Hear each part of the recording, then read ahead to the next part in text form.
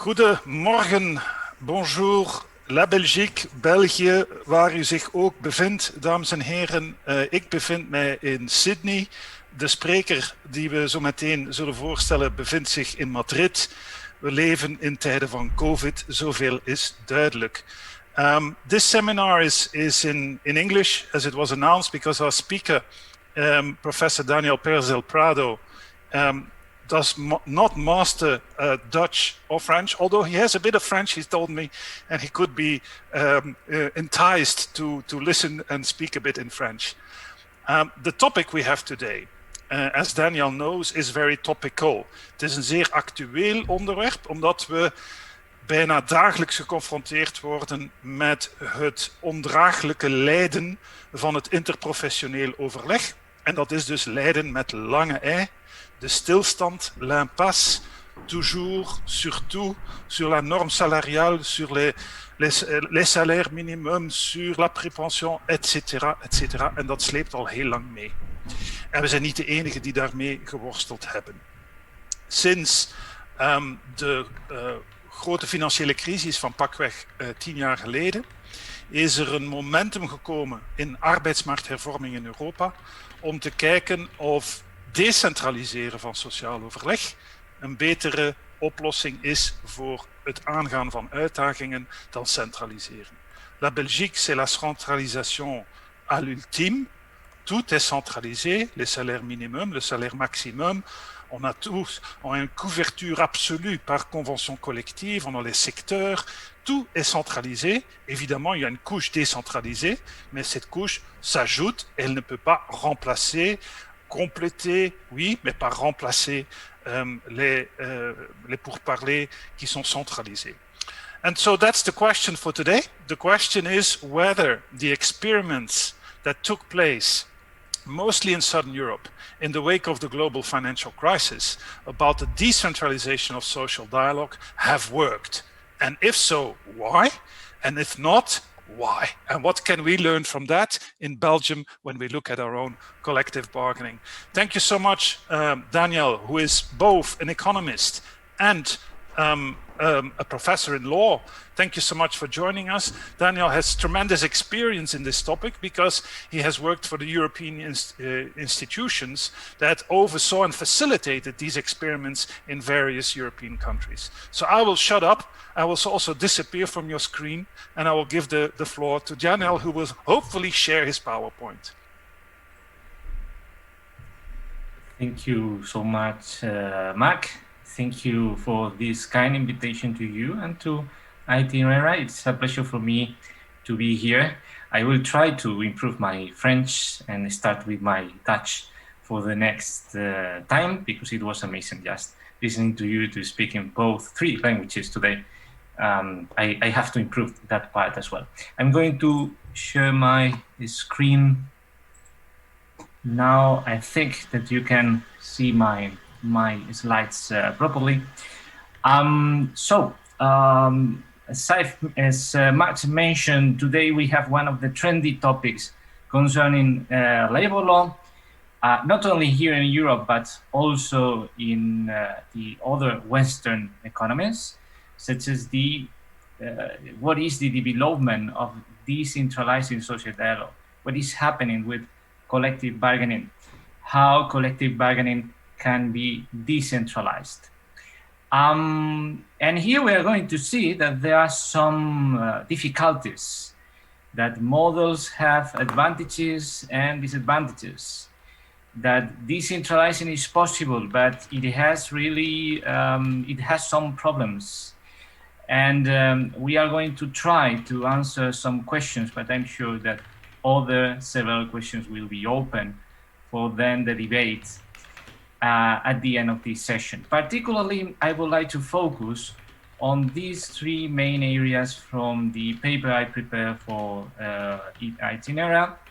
First of all, the different types of decentralization strategies that we can find from the experience of the 4 southern countries that I studied, Italy, France, Portugal, and Spain.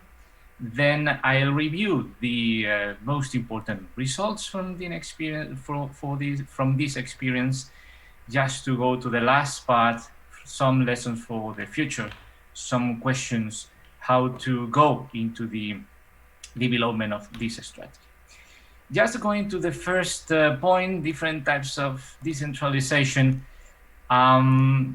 Here we can find the two main models, the completely centralized model that is the characteristic, the most common in the continent here in Europe, and is the one, as Mark mentioned, that you have in Belgium with the strongest characteristic is in the real nature of this model there. And then the decentralized model, as here we have the extremes of the models of collective bargaining. We can say that the advantage of the centralized model are the disadvantages of the decentralized model, and from the same perspective, the advantages of the decentralized models are the disadvantages of the decentralized model.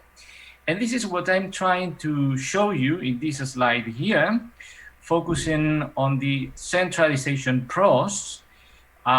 Here we can see that from a theoretical point of view, the pros of the centralized model are usually connected to the control of the inflation and the control of some externalities concerning the salaries and the differences between salaries and productivity.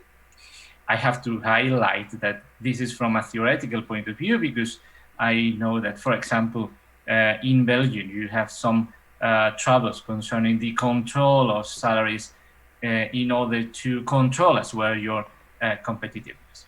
From a more general perspective, we can say that centralized models are usually connected to the idea of controlling the macroeconomic variables, such as inflation and also unemployment. On the other hand, concerning decentralized models, here the most important advantages are firstly, making wages responsive to differences, making wages more flexible in order to adapt them to the market circumstances. I'm not only speaking about the labor market, but the general functioning of the market. And then also using the salaries as an incentive for improving efficiency, as an incentive to adapt salaries to productivity, and finally to adapt the whole company cost to the labor market functioning. From a more general perspective, we can say that decentralization is more flexible, permits to adapt the company to the market circumstances. And this is a key question, a key instrument in order to be more competitive. These very, very significant advantages, pros from the decentralized model, are the points that improve, that empowered the process of decentralization that have been followed by several European states, and particularly the 4 countries that I mentioned that are the protagonists of my paper. In this slide here, you can see that the 4 countries and Belgium are included in the centralized model. Nevertheless, the 4 southern countries that I studied for you have clearly more decentralized within this model, a more decentralized situation. Even if we focus on my country, in Spain, we can see that from 2000 to 2008, there were little changes from the coordinated and centralized model to the weekly coordinated and centralized model. The reason here was just the existence of intersectoral agreement controlling, coordinated the rest of levels. But after that, in 2008, the situation changed completely, and the weekly decentralized and weekly coordinated and decentralized model remained there. And this is explained not only by the existence or not existence in this case of at the beginning of the crisis of an intersectoral agreement, but the legal changes introduced here. Anyway, as you can see here, the 4 southern countries that we are analyzing today have a more decentralized model compared to the Belgian one, and additionally, the legal reforms introduced during the financial crisis went into the same direction, making them even a little more decentralized. And the consequence can be seen here in this slide as well, which is the emergence of intermediate levels, not only the national sectoral one and the companies one, but other levels in the middle, even in the case of Portugal, where you can see such as 2 levels. The reality is that there are different levels at the sectoral one, and additionally, even there are different agreements, such as the acuerdos and contratos colectivos. So the structure is different and is changing even a little bit more. And what about the ways how these countries decentralized the collective bargaining to the company level or to lower levels? They used 4 different strategies. The first one is the derogation of the favorability principle. For the Belgian audience, this is very connected to the idea of hierarchy.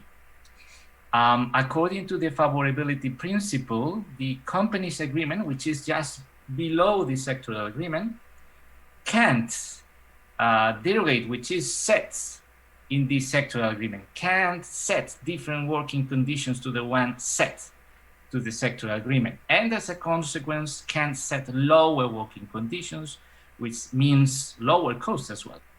So the derogation of this principle means exactly that the company's agreement can set different working conditions, even when these working conditions means lower, less guarantees, and as a consequence, lower cost as well.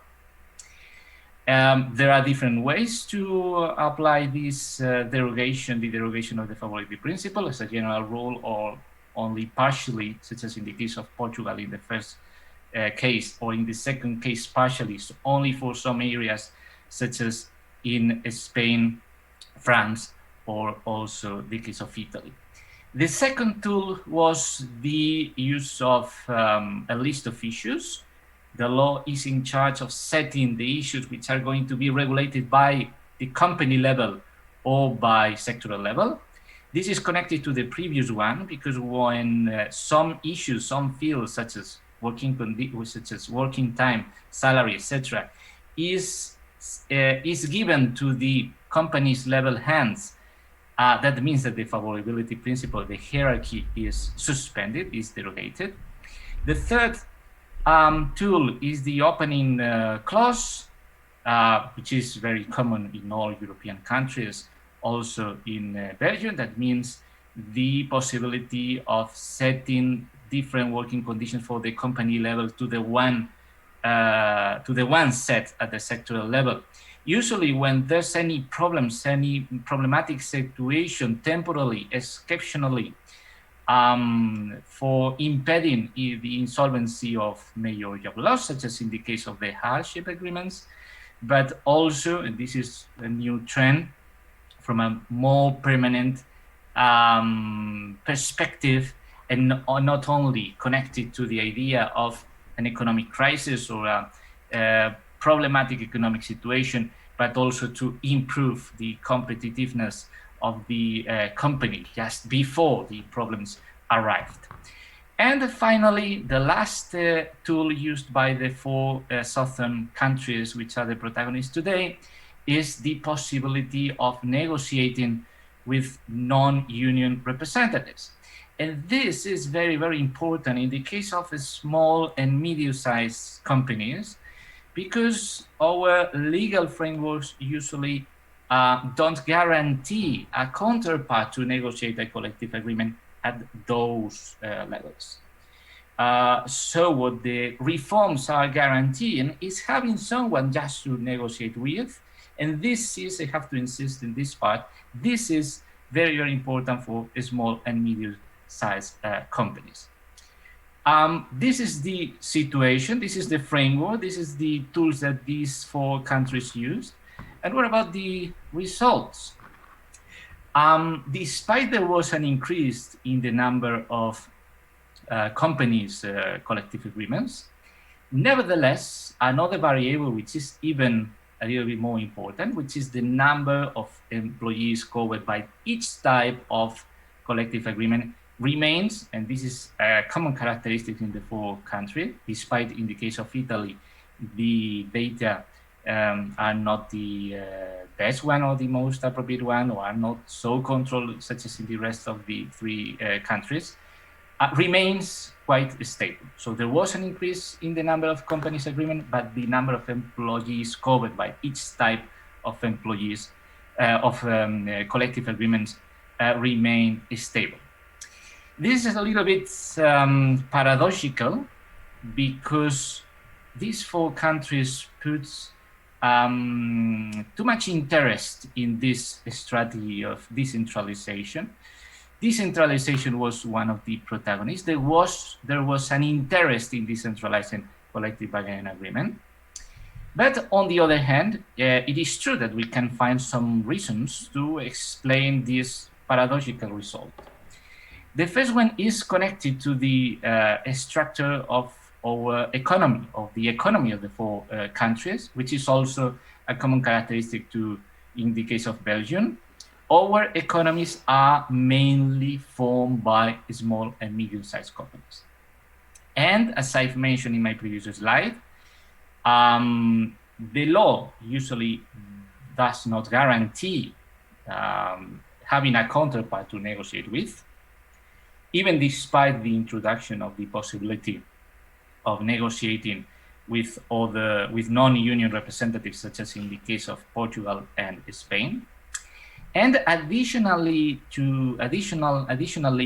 this legal problem is also connected to a non-legal problem, which is the absence, the lack of a culture of negotiation in the small and medium-sized company.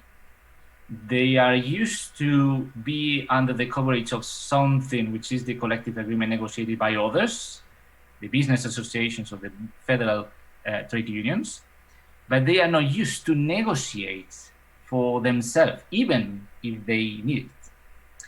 Secondly, the political and the economic context was also very, very important to explain this result. In the case of Portugal, we have to think about that Portugal was completely bailouted. So the reforms were introduced, were imposed by the government without the intervention of social partners. And even talking with some of my Portuguese colleagues, these reforms were seen such as something imposed not only by the government, but especially by the Troika. Something introduced by a third party, by the foreign party, and without any possibility of acting by the social partners. In the case of Spain and in the case of Italy as well, and partially in the case of France, these reforms were introduced also by the government, taking into consideration the tremendous situation that we lived during the financial crisis, but without negotiation with the social partners. And this was seen such as that the government was putting their hands into the social partners' issues. And as a consequence, they were not able to help into the application of the reforms. And going to the third reason, they were even against the implementation of the results. From a theoretical point of view, it is true that the existence of a strategic behavior is very, very well studied in the case of trade unions, but the different situation here was that the business associations were also not opposed, but they don't help in the implementation of this reform. And the reason, or one of the reasons that we can find in the literature, is that business associations are usually controlled by big companies. And frequently, big companies' interests are not the same ones as the small and medium-sized companies as well.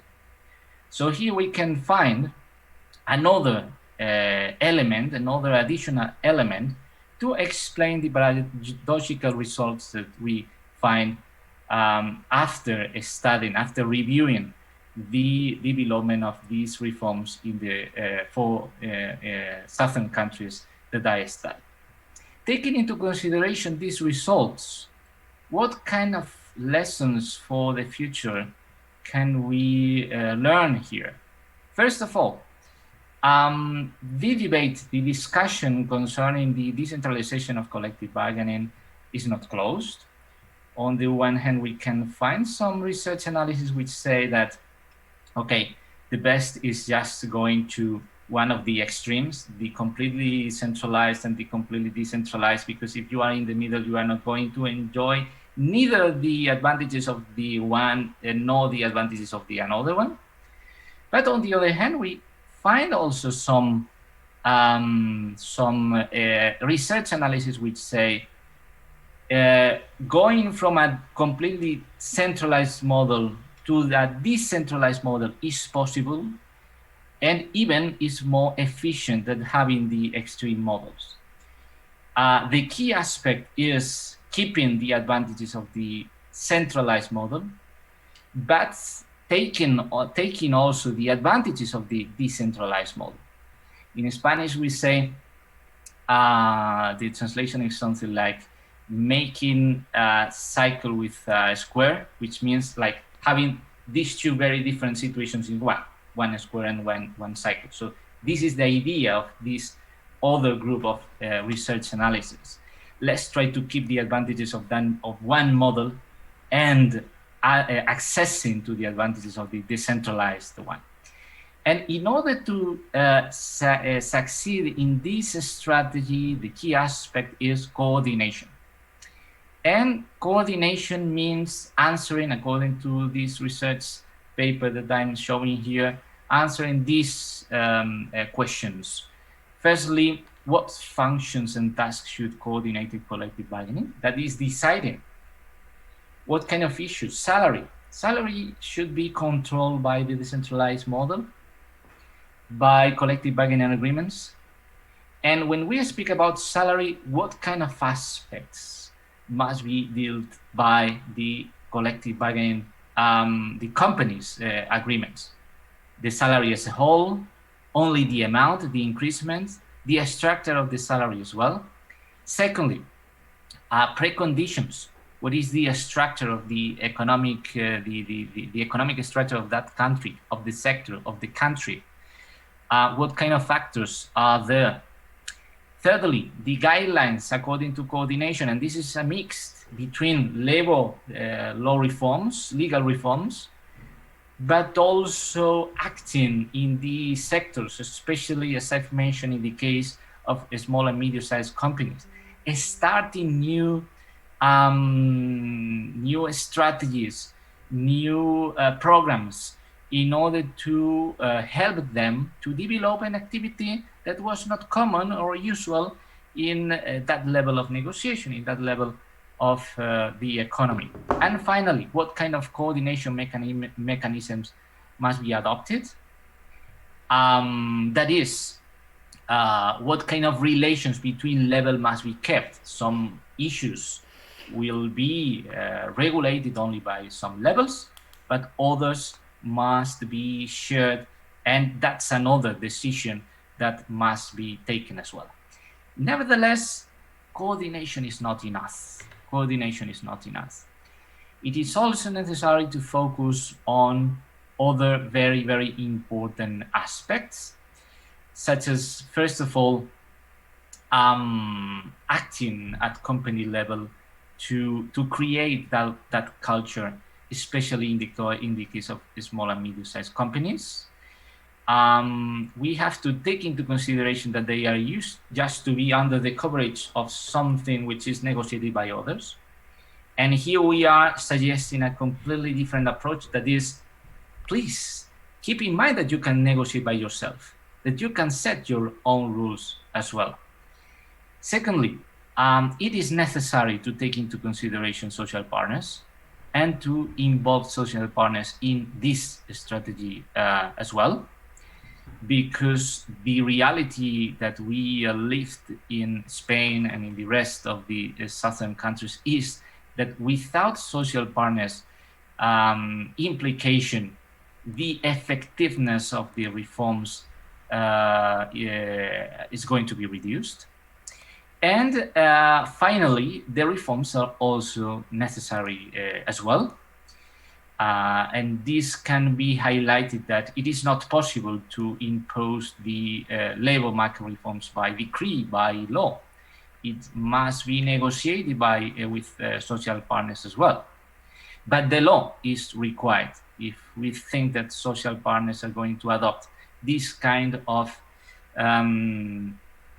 very, very important reforms. If we think that social partners by themselves are going to change the completely structure of collective bargaining that was followed for decades, this is not going to happen.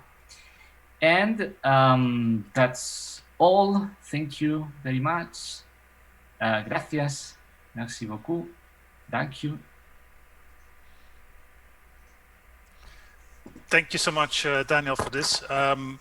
I hope we can both be visible to the audience. If not, I'm sure our moderator, Simon, will intervene. I think the picture you've shown here for the Belgian audience must be quite a surprising picture. And the question you asked, is it an illusion or a panacea? It seems to be an illusion, then, if we understand you. Because you say the only way that decentralization can work is from the bottom up. The only way it can work is by coordination between politics and the bargaining entities, the unions themselves. So what do you do if they are against it? The Belgian reality is it's completely centralized. On top of another centralized structure of sectors, where you have big companies dominating sectoral bargaining. You have a lot of small enterprises, like in the countries you've studied.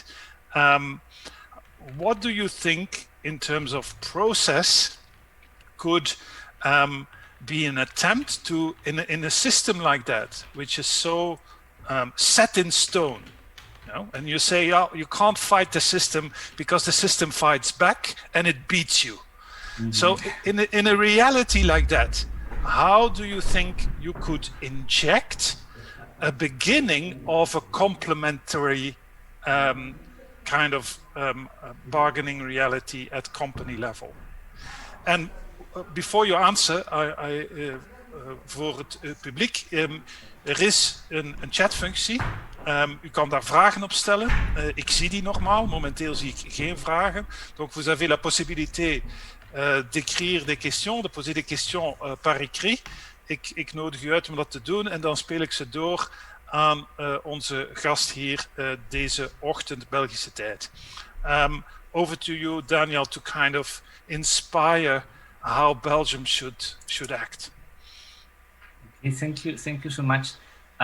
There was a president in Spain, Zapatero, who said that he was optimistic, an anthropological optimistic. I'm also a little bit anthropological optimistic because I think that people try to act reasonably. So when someone is opposing to a reform which is absolutely needed, because they were doing the same things for decades, it is necessary to take into account or to join with other type of actors as well. And I think that the key here is the small and medium-sized companies. I think that the interest, especially in the trade unions, which is very, very well studied, but in the case of the southern countries and the experience from the financial crisis, also in the business associations, I think that at the federal level, at the state level, they are not necessarily representing the interest of the small and medium-sized company. Just by a simple reason, that is that these social partners, trade unions, and also business associations are controlled by big companies in the case of the business associations, and by the federal or state executive or board in the case of trade unions. Actually, here in Spain, some weeks ago, it emerged a new business association there was one for a small and medium-sized company, but controlled by the main one, COE, and another, a new one for a small and medium-sized company emerged. And the clear reason for the appearance of this new actor is just this one that I'm trying to explain it to you. They are not, their interests are not exactly the same ones to the ones which are represented by the classical social partners as well. So when I speak about the intervention and making social partners involved, that means obviously taking into consideration the classical social partners, but not only.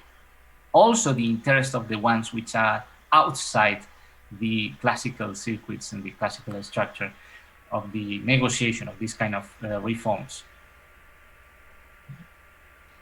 Thanks for that, Daniel. That's very helpful. Perhaps innovation in who can bargain, and that's another issue in Belgium where you have quite an oligopolistic reality. There's one question in the chat function coming from Paul Soete, who asks, would your analysis be different if you were to look at the northern part of Europe rather than the southern part of Europe? To what extent are there specifics?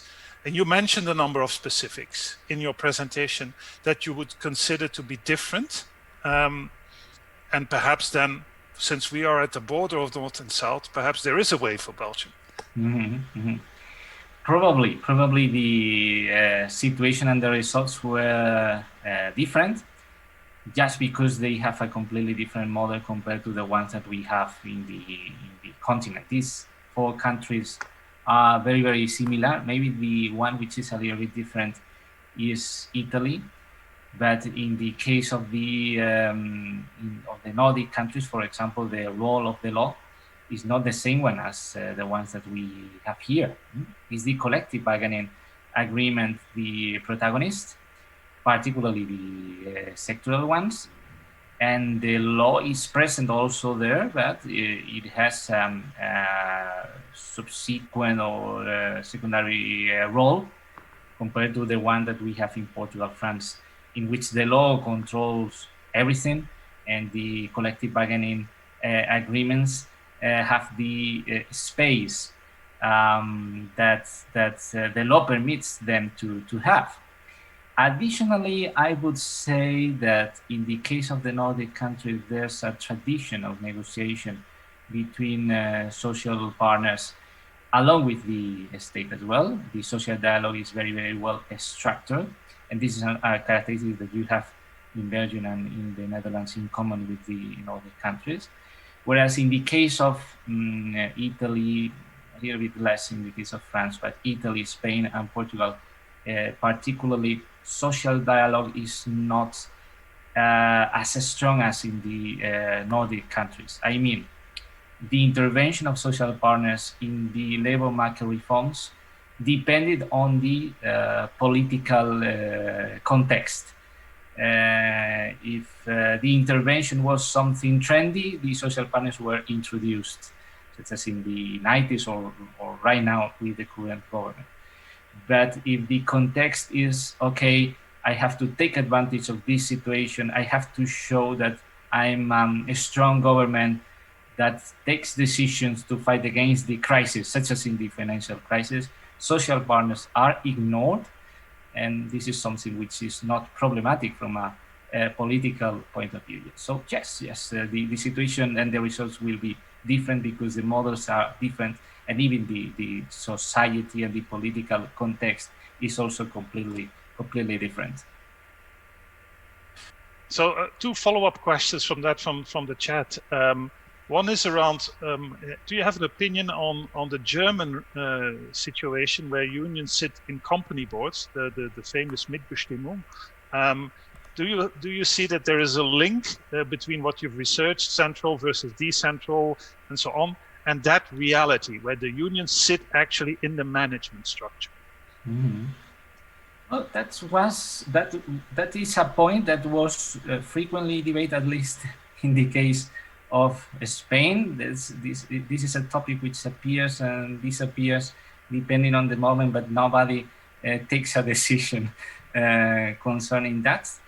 I really think that this is a way to make, especially trade unions or employees representatives, to be more involved in the company's issues, and this is connected also to the idea of of being anthropologically optimistic and believe in that people can act reasonably. There's one point in common between, as we all know, there's one point in common between the business interest and the employees' representatives' interest, that is the future of the company and that the company survives. And if we give the employees' representatives a tool to involve them in the daily life of the company, and just knowing the situation of the company and making them part of that situation and taking decisions along with the business as well, from my personal point of view, I think that there is no doubt that they are in a better situation to understand the business point of view and to take better decisions, and to also propose better suggestions for the future of the company.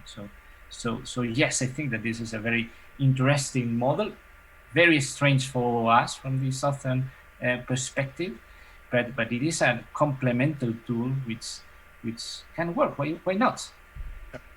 I would add to that, to the person who asked that question, it's the chicken and egg situation. Does it work because it's Mitbestimmung, or do you have Mitbestimmung because the culture is good? You know, in Belgium, we have a totally centralized system and a lot of power given to social partners. So it is political Mitbestimmung in Belgium, but the culture is a conflict culture. So if you then give the power to negotiation, there's never negotiation, there's only organized conflict. So that's always the challenge when you compare countries. There's another question, which is a variation on the question of the political process around this. If you want to make this work, you know, the saying in English, turkeys don't vote for Christmas. So why would unions play along if decentralization means they lose power? That's the question. That's a very good question, and is in the it's a key in this debate. And my answer is also connected to the previous answer as well, which is making that there are other interests as well, and that maybe unions are not only representing or are not representing the whole employees' interest, but only part of them. Here I can take an example which is not connected to the issue which we are analyzing today, but I think that it can help, which is the idea of platforms. Union strategy changed when they see that new organizations appear to manage the platforms people interest. So taking into consideration this example, we can see also concerning collective bargaining that if other interests appear, the interest of employees at the small and medium-sized companies, trade unions are going to be forced to change their strategy. This is also applicable to the case of business associations as well. I have to insist in this point maybe this is not something in common with Belgium, that they don't help after the financial crisis, despite the reforms were introduced with the idea of, or with a high connection to their interest. They don't help, and actually they are changing. They are now negotiating to change some of the changes introduced in the reforms during the financial crisis. And I think that the only explanation when a government prepares a reform which goes in the line of making labor market more flexible, which goes in the direction of making the economy more competitive, and business associations don't help, is that they are not controlled by the ones which are interested in making the economy more competitive. Thanks for that, Daniel. I'm looking at another question here, which is one we touched upon when we were discussing your paper, the two of us, and I touched upon it very briefly today, the specifics about the Belgian reality, where you have a monopoly of a small group of institutionalized unions. And so if you attempt a decentralization in that context, what you actually get is that you have the external union coming into a company and importing a centralized logic that is part of the landscape in Belgium. Is that something you've seen elsewhere? Is that something you've seen in your research? And is that something that you have an opinion on, whether or not there is a way to deal with that? You've already touched upon innovation and partners and so on. It's just a question that touches on this again. This is a point which was not analyzed in my paper, just because the context in which the analysis is taken, which is the context of the financial crisis, in which the reforms were adopted unilaterally by the governments in the 4 cases, with strongest positions or further positions in the case of Portugal, and a little bit more weak in the case of Italy and France, and maybe Spain is in the just in the middle. But yes, there's no, from my personal perspective, I'm used to work with trade unions and also business associations, that there are some clear lines from the federal or state board to the rest of the lines here. But it is also true that the situation in each company is not the same one, and that these kind of lines can be followed, especially in the big companies, where the resources and the situation is gives more floor to follow these kind of instructions than in the case of small and medium-sized companies. During the pandemic, even with some instructions given from the federal board, if someone is at risk of losing their job, if someone is seeing that the company is not working very well, if someone is seeing that the competitors are taking advantage in the market situation, I think that their position is going to be a little bit different. Even in some of these countries, particularly in the case of Spain and in the case of Portugal, new forms of representation were introduced. The possibility of negotiating with non-union representatives. And this means that there is not going to be any connections to the any instructions from a trade union. They are going to negotiate just taking into consideration the interest of the employees, and taking into consideration that this measure was introduced for small and medium-sized companies. That means that everybody is going to be connected. There's like a more direct negotiation between the employers and the representatives themselves. Thank you. So innovation must be encouraged by legislation. That's what you're kind of suggesting, rather than imposed, encouraged. And then let's see what happens. There was a question that's disappeared that had to do with, have you actually seen new type of unions emerge? You already mentioned the digital reality, the platform economy, where you see innovation. If you have other examples, I'll leave that to you to answer. I have another question here. Let me read that a bit.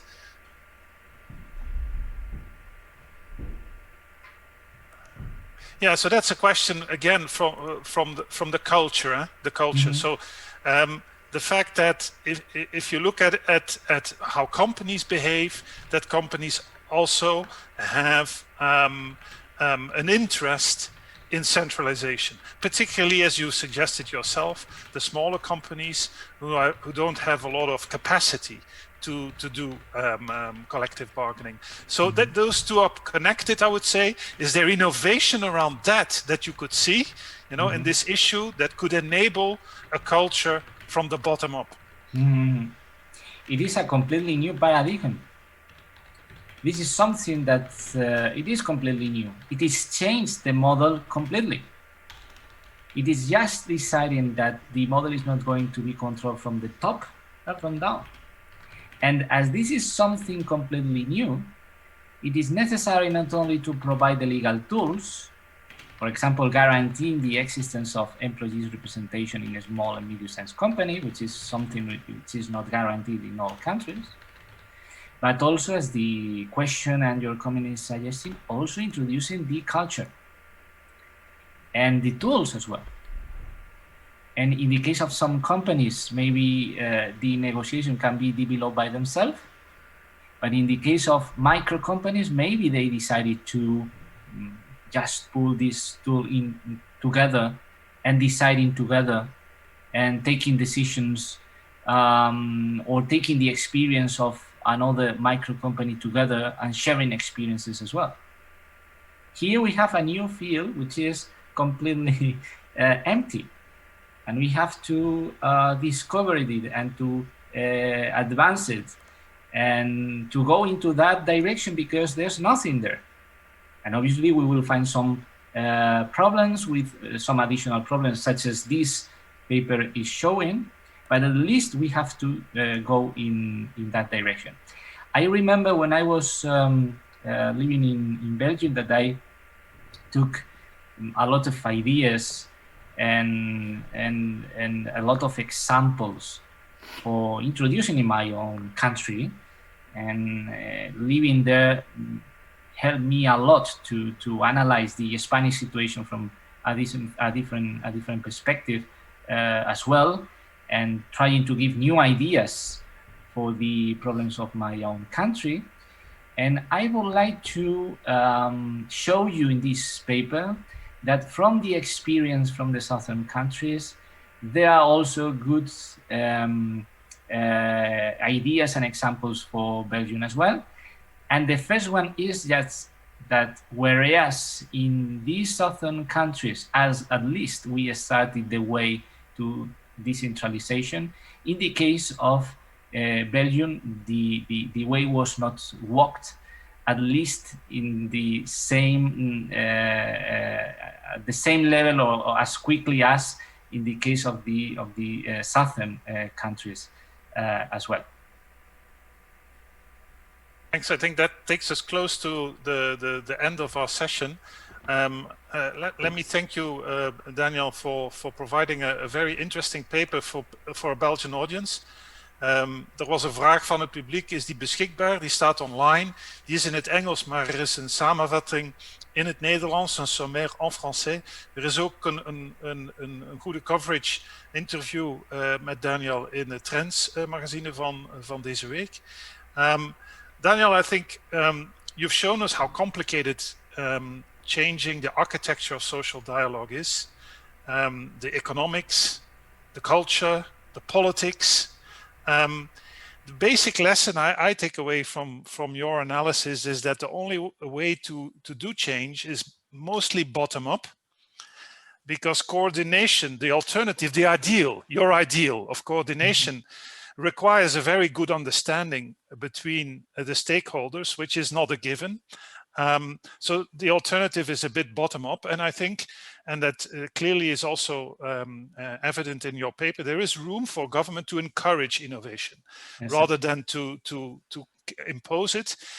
And we should also recognize, and I think that's a very strong example, that we have seen tremendous innovation in digital negotiation, particularly in the platform economy.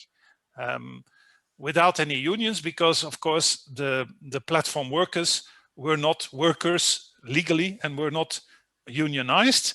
We have seen that there is a bottom-up drive that is possible using modern technology, which is perhaps something that is waiting to happen in social dialogue, in collective bargaining, the disruption of technology. So thank you again, and thank you for being with us. Dank u aan het publiek voor uw aanwezigheid en uw vragen. Je vous remercie pour votre attention. On vous dit au revoir de Madrid et au revoir de Sydney. All the good, all the best. Stay safe, stay COVID safe. En laat u vooral snel vaccineren.